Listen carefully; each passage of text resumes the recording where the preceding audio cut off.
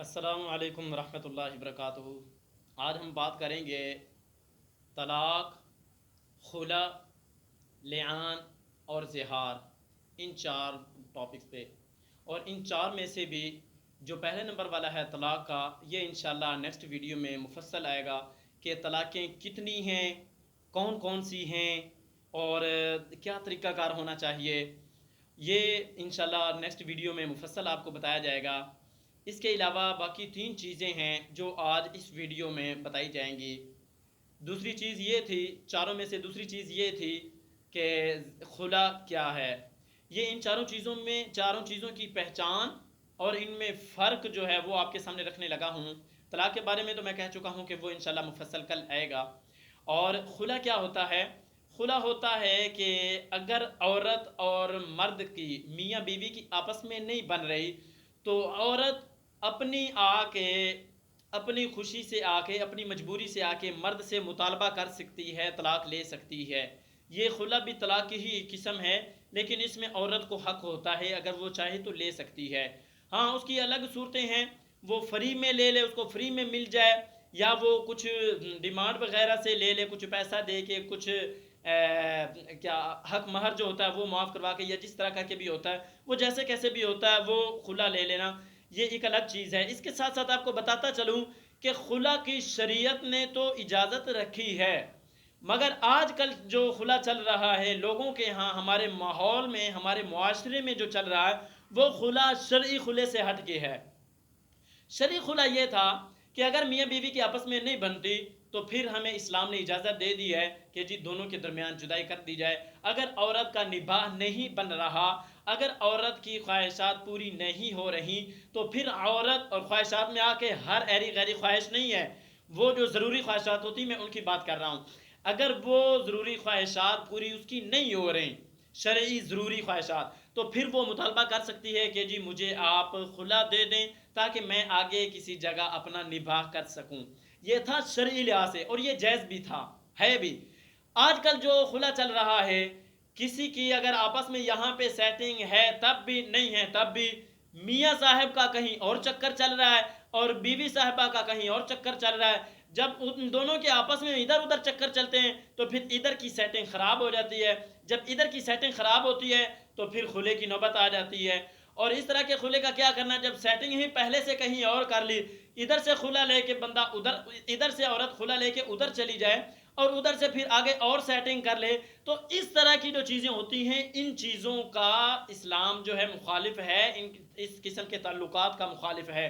خلا شرعی لحاظ سے لینا بھی جائز ہے، دینا بھی جائز ہے، اور غیر شرعی لحاظ سے یا ویسے ہی ایک عورت کی اگر دیکھا جائے، وہ عورت بلا وجہ کہتی ہے کہ میں آپ کے ساتھ نہیں رہنا چاہتی، بلا وجہ خلا لینا چاہتی ہے، تو بلا وجہ سے تو اسلام روکتا ہے، عذر کی وجہ سے اسلام نہیں روکتا۔ اگر کسی عورت کو خلا چاہیے تو وہ دیکھے، وہ کسی مولوی سے، کسی عالم سے، مفتی سے مشورہ کرے کہ میں خلا لینا چاہتی ہوں، اس کا طریقہ کار کیا ہے، اور پھر اس کے سامنے آگے اپنی وجہ بھی رکھے۔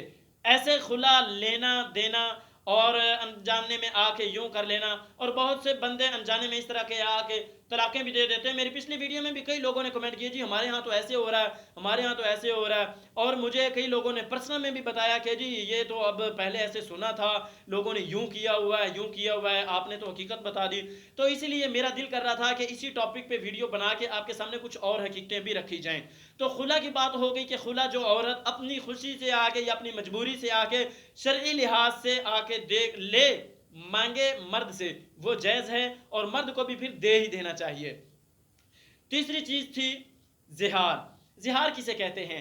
زہار کہتے ہیں کہ کسی کی تشبیہ دینا، جیسا کہ یوں کہنا انت کمثلی امی، مرد اپنی بیوی کو کہے کہ تو میری ماں کی طرح ہے، تو یہ اس طرح کے الفاظ ادا کرنا، تو میری ماں کی طرح ہے، تو میری بہن کی طرح ہے، تو مجھ پہ ایسے ہے جیسے میری ماں ہے، تو مجھ پہ ایسے ہے جیسے میری بہن ہے۔ ہاں، تو اس طرح کے جو الفاظ ہوتے ہیں ان الفاظ کو زہار کہا جاتا ہے۔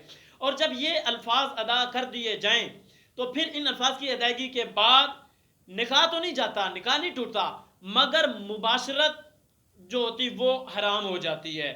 اب یہ حقوق زوجین جو ہیں وہ یہاں سے ادا نہیں ہو سکتے، جو مباشرت والے جو حقوق ہیں وہ یہاں سے ختم ہو جاتے ہیں، حرام ہو جاتے ہیں۔ ان کے لیے پھر ایک صورت ہے کہ اگر کفارہ دے دیا جائے تو پھر حلال، اور اگر کفارہ نہیں دیا جاتا، کفارے کی بھی پھر غلام کا آزاد کرنا ہے، روزوں کا رکھنا ہے، یا جیسا کیسا بھی شرعی لحاظ سے کفارہ ہے، وہ بھی ایک الگ چیز ہے۔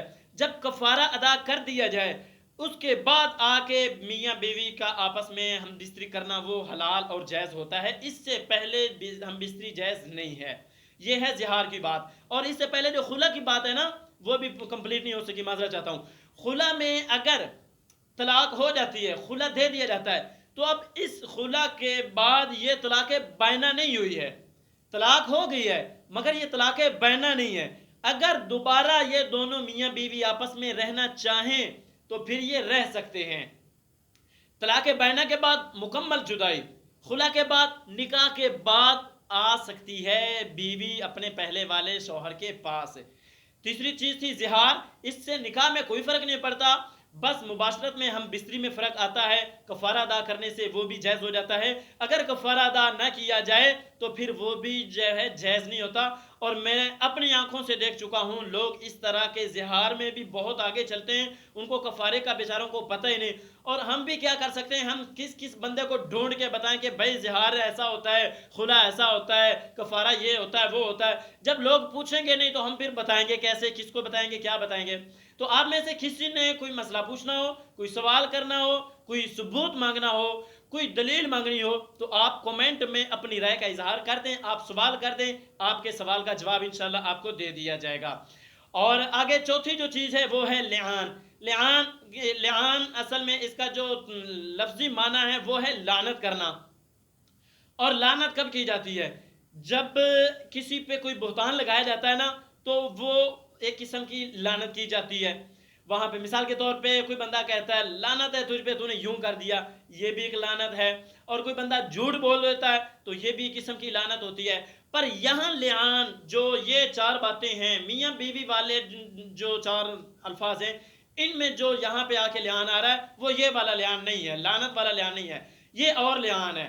یہ لعان ہوتا ہے کہ میاں بیوی کی آپس میں لڑائی ہو جائے، اختلاف ہو جائے کسی بات پہ، اور کسی بات پہ کیا واضح کہہ دوں کہ اگر بیوی کو بچہ ہوا ہے اور بیوی کہتی ہے کہ یہ بچہ آپ کا ہے اور مرد کہتا ہے کہ یہ بچہ میرا نہیں ہے، ان دونوں میں یہاں پہ اختلاف ہو گیا۔